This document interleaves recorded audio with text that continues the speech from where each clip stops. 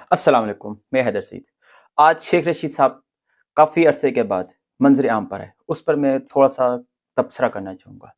آج کا جو انٹرویو، جیسا شیر افضل صاحب بولتے ہیں کہ پروگرام بڑھ گیا، تو آج کا جو شیخ رشید صاحب کا انٹرویو ہے اس کو میں بولوں گا کہ انٹرویو بڑھ گیا۔ شیخ رشید نے آج ثابت کر دیا کہ وہ ایک بہت ہی منجا ہوا سیاستدان ہے۔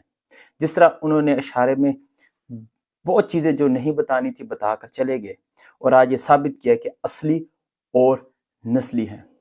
اگر حصہ جو پارٹ 1 ہے اس کی اگر ہم بات کریں کہ جو سوال پوچھنے والا ہے اس کو سمجھ نہیں آ رہی کہ کیا سوال پوچھیں، دینے والے کو سمجھ نہیں آ رہی کیا جواب دیں، انٹرویو جو لے رہا ہے اس کی تیاری بھی اس طرح کی نہیں تھی، ایسے ان کے بھی اس کے ہاتھ کانپ رہے۔ جو پارٹ 1 کی میں بات کروں تو پارٹ 1 میں پوچھتے ہیں کہ یار آپ کدھر تھے، تو کہتے ہیں میں چلے میں گیا ہوا تھا۔ اور یہ کون سا چلہ ہے؟ یہ آج شیخ صاحب نے ایک نیا نام رکھ دیا ہے کہ اس کو چلہ بولا جاتا ہے۔ تو چلے پہ گئے ہوئے تھے شیخ رشید صاحب، تو ایسا چلہ تھا کہ جس میں ان کے بھانجے کو پتہ نہیں تھا، کسی کو بھی نہیں پتا تھا کہ چلے پہ گئے ہوئے ہیں۔ اور یہ چلہ کدھر تھا، رائمنڈ لگا ہوا تھا یا کہیں اور لگا ہوا تھا، یہ وقت کے ساتھ پتہ چلتا جائے گا۔ تو چلے میں ان کو شیخ رشید صاحب بولتے ہیں کہ مجھے ٹویٹر نے پھنسایا ہے نا، تو مجھے ایسے سامنے کاغذ رکھ کے یوں مارتے ہیں، کہتے ہیں اے بھی پڑھو اے بھی پڑھو اے بھی پڑھو، پھر بار بار جو ہے نا ایسے دیکھتے ہیں، شو کرنا چاہ رہے ہیں کہ یہ سب کچھ پلانٹیڈ ہے، پھر بار بار یوں دیکھتے ہیں ایسے دیکھتے ہیں۔ شیخ رشید جو بندہ ہے وہ انٹرویو دیتے اس کو ایک ایک چیز یاد ہوتی ہے، تو ایسے دیکھ کے کیا شو کرنا چاہ رہے ہیں؟ اب یہ اشارے میں سب کچھ بتا گیا، پھر کہتے ہیں کہ وہ میں کوئی بات کر رہا تھا وہ میں نے ادھر لکھی تھی ایسے کر کے۔ یہ کوئی انٹرویو کا تو مقصد ہی فوت ہو گیا نا۔ انٹرویو ہوتا ہے بندہ کوشچن آپ کے سامنے لے کر آتا ہے اور آپ نے اس کو جواب دینے ہوتے ہیں۔ یہ تو جب ایک بولا جاتا تھا کہ پلانٹیڈ انٹرویو ہے، صحیح ہے، اس کو کہتے ہیں کہ یہ پکا پلانٹیڈ انٹرویو تھا۔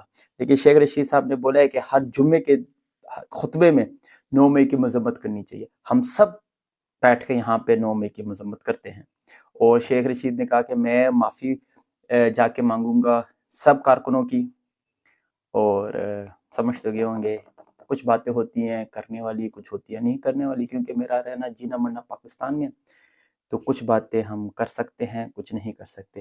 تو آپ اگر انٹرویو دیکھیں آپ کو بریک جو واردات کی جاتی ہے نا، شیخ صاحب وہ واردات آج مار کر چلا گیا، اور شیخ رشید نے ثابت کر دیا ہے کہ اگر آپ لوگ سختی کرتے ہیں تو ہم آپ کو سیاست میں ہار دیں گے، اور آج شیخ رشید سیاست میں ان کو ہار دے کے چلا گیا۔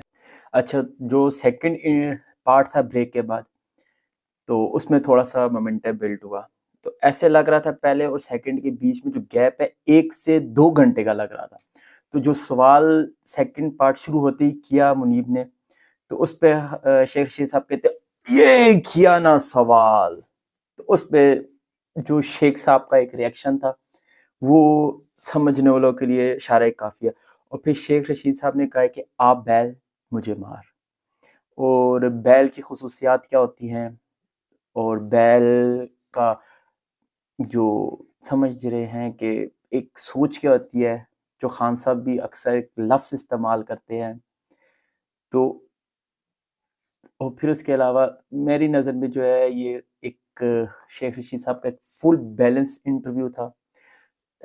وہ لوگ سمجھ رہے تھے کہ اس انٹرویو سے خان صاحب کو کچھ نقصان ہوگا، لیکن آج خان صاحب کو اس انٹرویو سے بہت فائدہ ہونے والا ہے، اور ایک پیغام لے کر آئے ہیں شیخ رشید صاحب کہ آؤ مل کر بیٹھ کے بات کریں۔ لیکن خان صاحب ابھی تک اپنے موقف پہ اس چیز پہ ڈٹے ہیں، اور انشاءاللہ جس طرح حالات بدلتے جائیں گے ایک وقت آئے گا یہ خان صاحب کے پاؤں میں بیٹھ کے خان صاحب سے معافی مانگیں گے۔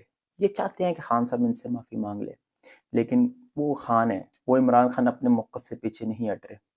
تو باتوں باتوں میں چلی گئی ہیں کہ آپ اگر معافی مانگے سارے کارکنان ریلیز ہو جائیں گے، آپ کے کیسز بھی ختم ہو جائیں گے، تو آپ چھیڑ چھاڑ والا کام نہ کریں، پھر وہ صاحب ہو جائے گا نا کہ آپ بیل مجھے مار۔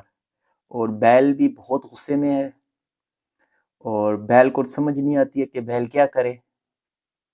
بیل مستی کر بیٹھا ہے، کبھی ادھر سر مارتا ہے بیل، کبھی ادھر سر مارتا ہے، بیل کی رسی کھلی ہوئی ہے، تو اس کی رسی آہستہ آہستہ بند ہوتی جا رہی ہے.